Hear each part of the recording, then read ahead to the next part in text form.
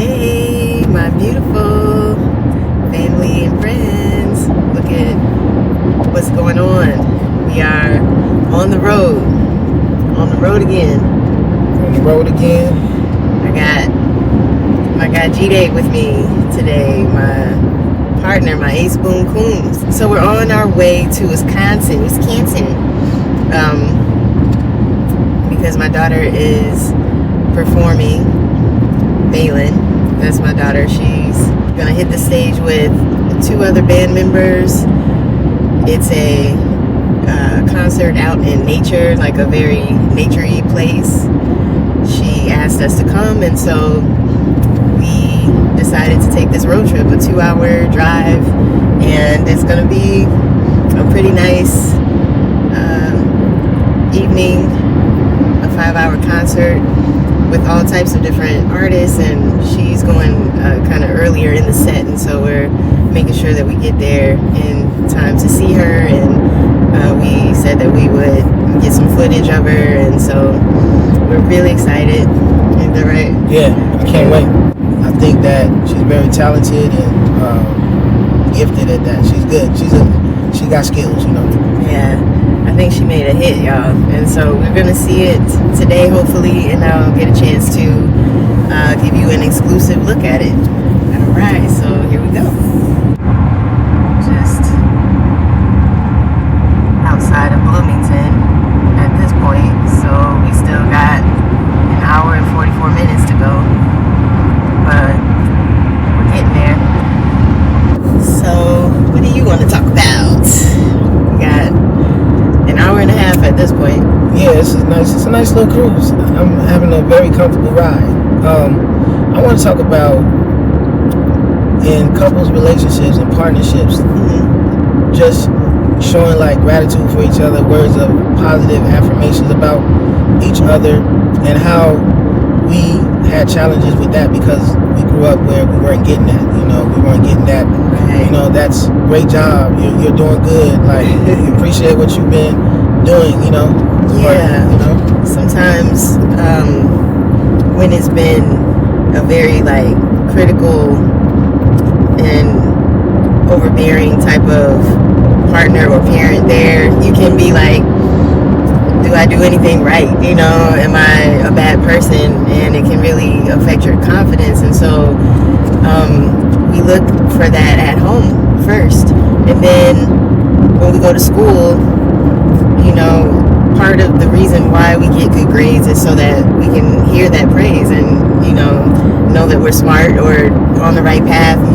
Grades were like feedback, right? And so positive feedback and words of admiration were taught. Like, you gotta overachieve, you gotta like really work hard to get that, because the kids were cruel at school. They weren't saying anything nice to each other most of the time, and especially when we were in high school, it would be like something called roasting or riding. Roasting.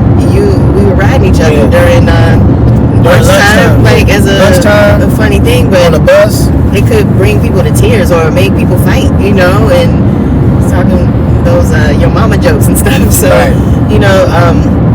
And then so if it's like at home, all you're hearing is criticism about yourself to the point where you don't know if you're even a good person, and then you go to school and you get road and you're getting mama jokes told or whatever it may be, and then you grow up and your friend group is kind of hating, or they're hating you at work. What are you supposed to do? It's like this whole mindset challenge to like stay ahead of that and know in yourself, like, hey, I am a good person. I am able to achieve things. I have confidence in myself, So I grew up really having to do that because apparently when I was like really small, my mom said that like I would be getting a lot of compliments. Oh, she's so pretty. Oh, so beautiful. Oh, and all that. And she said that my dad didn't want me to have a big ego, so he would downplay that, and kind of say, the opposite or kind of ridicule me. He just didn't want me to be conceited, you know. So it was like, I'm gonna talk about her flaws and make fun of it. I'm gonna humiliate her in front of her sister, and you know, I'm gonna make her feel dumb too, you know. So that went on, and I didn't really know why or understand why I felt picked on or even bullied by my dad for a while, right? And how about you? It was tough for me growing up because I could relate to you with like criticism. And another thing, like going out into the world and going to school and going to a suburban school from the city, and you're the only black kid in the class. Then you get home, you're the oldest, so you're gonna get criticized even for your siblings' misdoings and stuff, like, you know. And you're gonna get compared to other people, and that's one of the worst criticisms that I think growing up as a kid you want to hear. You don't want to hear your parents like comparing you to someone else. But look at that person, they're getting good grades in school, and you're not getting all the grades they're getting, and all of this, right? So you get criticism and comparison, which is actually very it damages you, attacks your self-esteem. And then when you go to school, we moved around a lot when I was young, so when we got to the suburbs, it was like, oh, I'm in this school now, I don't know these kids, then I look different from the kids, and they all just like poking at me. And it make you feel?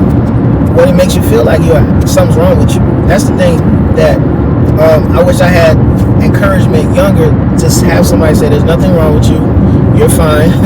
These people are just bullies, or, you know, you're beautiful, you're smart, all of the words that people need to hear, especially when they're developing, you know. So if you go through life and you're used to getting downplayed, like I think that's downplaying people. Right.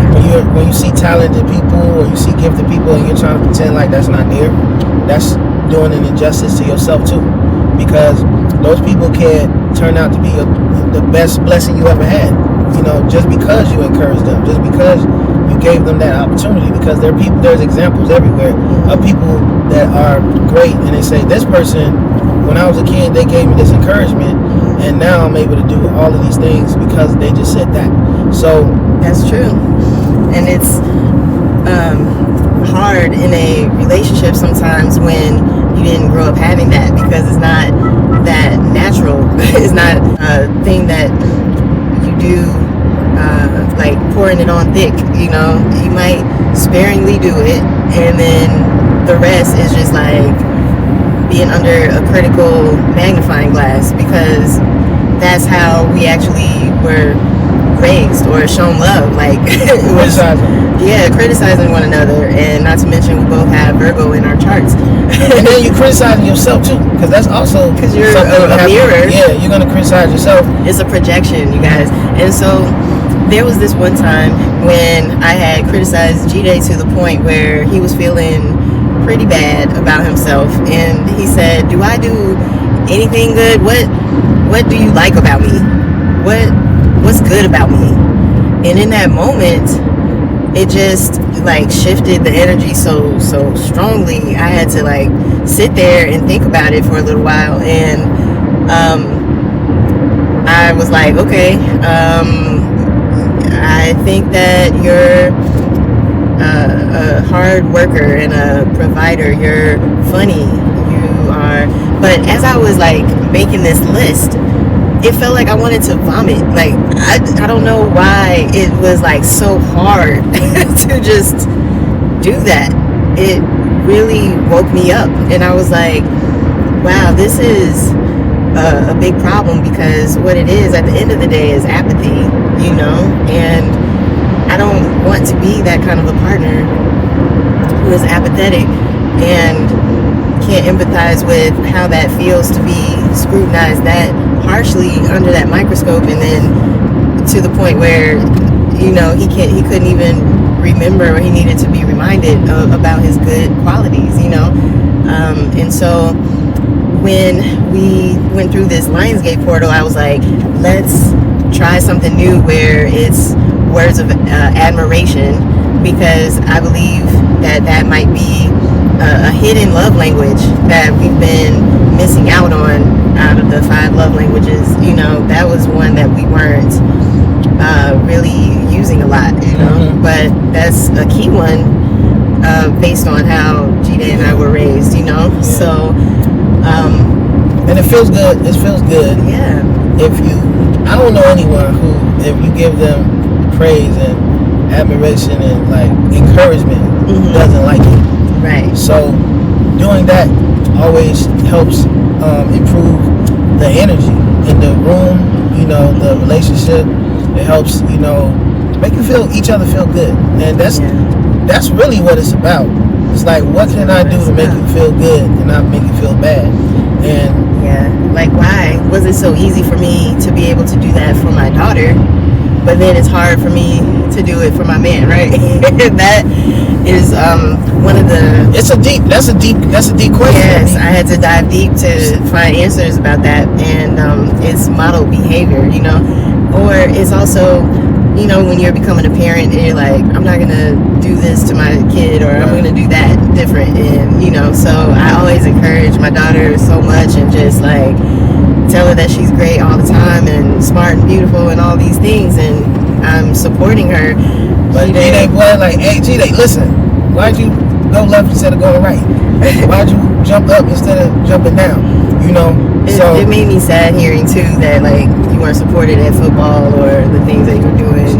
Yeah, so it's like I've been a loner most of my life, and internally as well. It's not just physically, but internally, because my environment forced me to be that way. So when I was playing sports and I got used to go play the games without my parents being there. I got used to it. It was like no one came to the football game to watch me play. I didn't have no cheers, you know. So other than maybe people that were on my team, but the people that really mattered the most weren't there. You know, even when I was doing music, I got so used to it from a kid that I would have shows like at the House of Blues, and I would be recording. I would never invite people that are close to me because I didn't think they were interested, because they weren't interested in all the other things. Right. So you kind of, as a singer.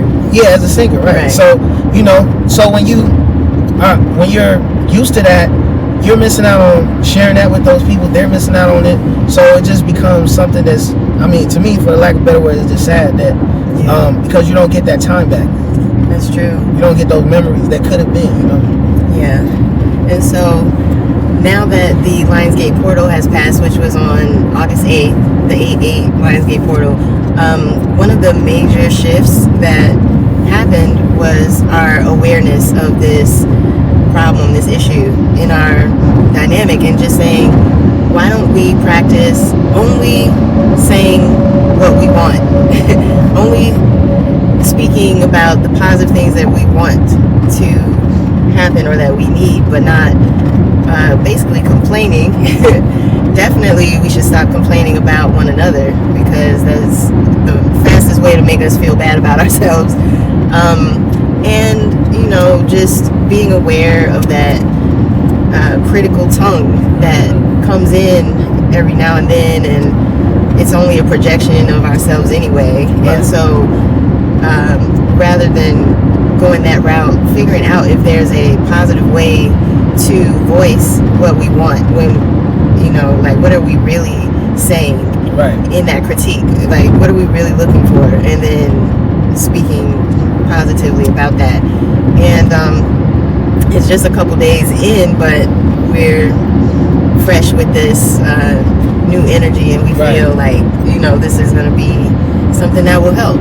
And so that was our good word. I hope that, you know, it helps you as well at home. And, you know, sometimes there's a balance and a nuance to being in these relationships where you're bringing in all of your past, your childhood, your traumas, your triumphs and tribulations, right? And so we get wiser every day just by studying one another, and then we get to look at ourselves more closely, and it's very revealing. And so we're gonna play some snippets from the performance next, and just end the video here.